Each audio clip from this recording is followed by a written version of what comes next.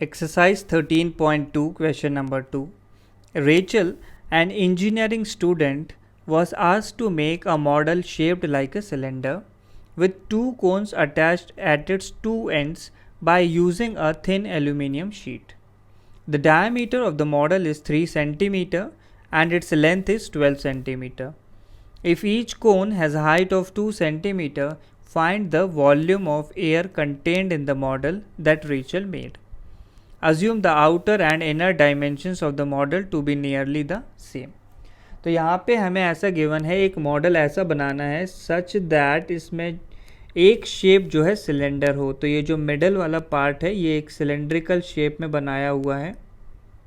Next, अब इसके दोनों एंड्स पे कोन्स को अटैच करना है. तो ये ऊपर एक कोन अटैच किया और एक कोन नीचे अटैच किया है.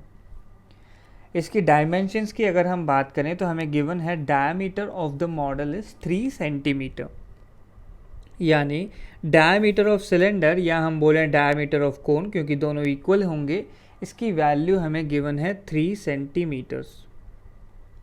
Next, length is 12 centimetre. So length बोले या हाइट, तो कंप्लीट मॉडल की जो हाइट गिवन है वो है 12 centimetres. Next, if each cone has a height of 2 centimetres. So ऊपर वाले कोन की हाइट हमें गिवन है 2 सेंटीमीटर्स और नीचे वाले कोन की हाइट भी कितनी है, 2 सेंटीमीटर्स. तो जो इन्फॉर्मेशंस गिवन है वो हम पहले लिख लेते हैं. फर्स्ट मैं मेंशन कर रहा हूँ height of cone. Height of कोन को हम कैपिटल H से डिनोट करेंगे. इसकी वैल्यू हमें गिवन है 2 सेंटीमीटर्स. नेक्स्ट, हम डिस्कस कर चुके हैं कि रेडियस ऑफ कोन और रेडियस ऑफ सिलेंडर दोनों जो है सेम है. Radius of cone is equal to radius of cylinder और इन दोनों को हम स्मॉल r से रिप्रेजेंट करेंगे. तो डायमीटर 3 सेंटीमीटर गिवन है तो रेडियस कितनी हो जाएगी, 3/2 सेंटीमीटर्स. नेक्स्ट, हमें निकालना है हाइट ऑफ सिलेंडर.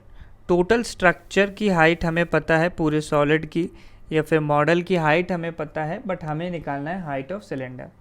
तो कैसे आएगा, देखो टोटल हाइट है 12 सेंटीमीटर्स.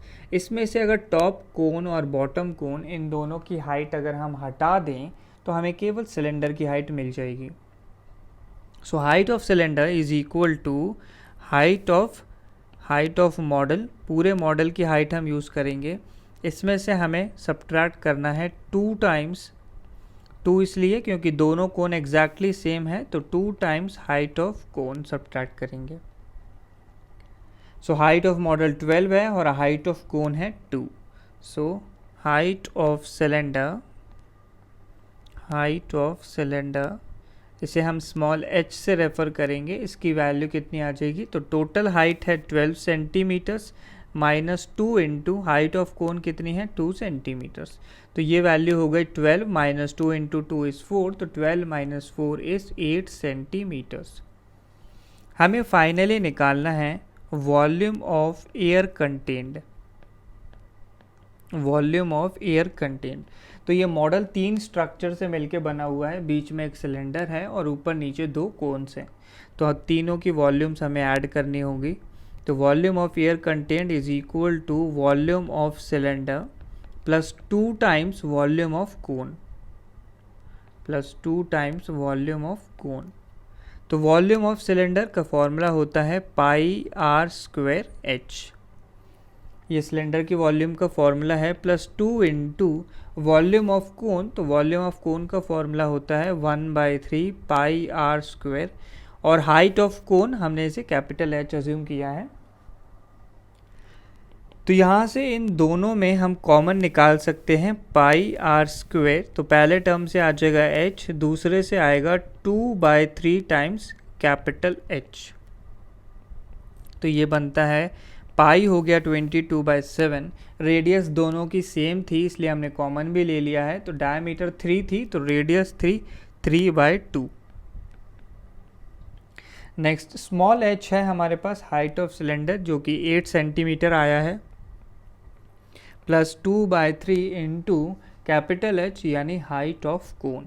हाइट ऑफ कोन की वैल्यू है 2.